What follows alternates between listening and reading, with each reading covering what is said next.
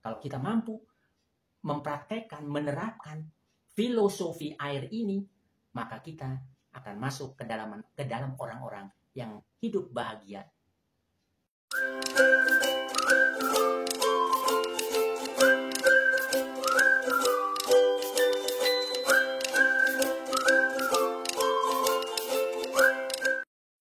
Assalamualaikum warahmatullahi wabarakatuh.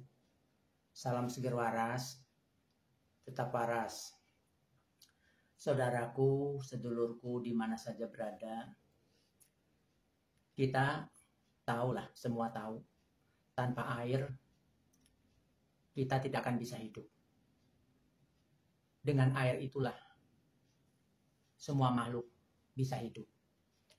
Tetapi banyak orang yang tidak menyadari bahwa dengan air itulah, kalau kita mau meniru apa yang ada di balik filosofi air itu, maka kita, Anda semuanya akan bisa menjalani hidup ini dengan penuh rasa bahagia.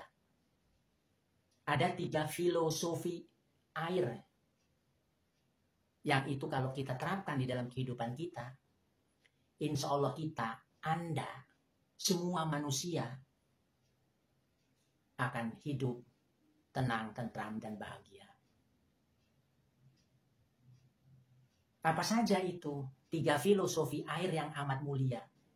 Nah, ini sama dengan perilaku manusia.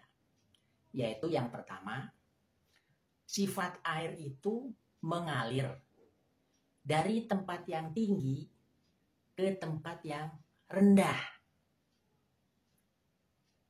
Ini maknanya adalah bahwa air itu berguna, air itu menghidupi bagi makhluk yang lain. Artinya bagi kita sebagai manusia, hendaklah meniru air, yaitu bersikap rendah hati. Bisa memberikan manfaat bagi orang banyak, bagi orang lain. Sebaik-baik orang adalah orang yang bisa memberikan manfaat bagi orang lain. Itu. Bagi seorang pemimpin, kalau kita meniru sifat air ini, filosofi air ini, artinya seorang pemimpin itu harus melayani yang di bawah. Harus melayani rakyatnya. Itu yang pertama. Air selalu mengalir dari tempat yang tinggi ke tempat yang rendah. Yang pertama. Terus yang kedua, air itu akan selalu mengisi ruang-ruang yang kosong. Cobalah Anda buat sebuah kotak kedap air yang tersekat, yang bersekat, tapi memiliki celah. Kemudian isi kotak tersebut dengan air. Air pasti akan berusaha mengisi, memenuhi kotak tersebut. Dengan wujud perlahan tapi pasti, melalui celah antar sekat, air akan mengisi kotak tersebut hingga penuh. Maknanya apa ini? Maknanya ada kita sebagai manusia harus mampu mengisi kekosongan hati orang yang sedang bermasalah. Orang yang punya masalah. Orang yang butuh pertolongan, maka bantulah mereka yang membutuhkan pertolongan. Ini makna daripada air selalu mengisi ruang-ruang yang kosong. Mari kita berusaha untuk bisa mengisi kekosongan orang-orang yang sedang membutuhkan bantuan, membutuhkan pertolongan, orang-orang yang sedang bermasalah. Itu kita bantu. Yang kedua. Yang ketiga, air selalu mengalir ke muara. Ini menunjukkan sikap konsisten. Tidak peduli seberapa jauh muara itu, air pasti akan sampai ke muara. Sifat konsistennya yaitu bahwa kita hidup dihadapkan kepada persoalan-persoalan hidup. Berat maupun ringan.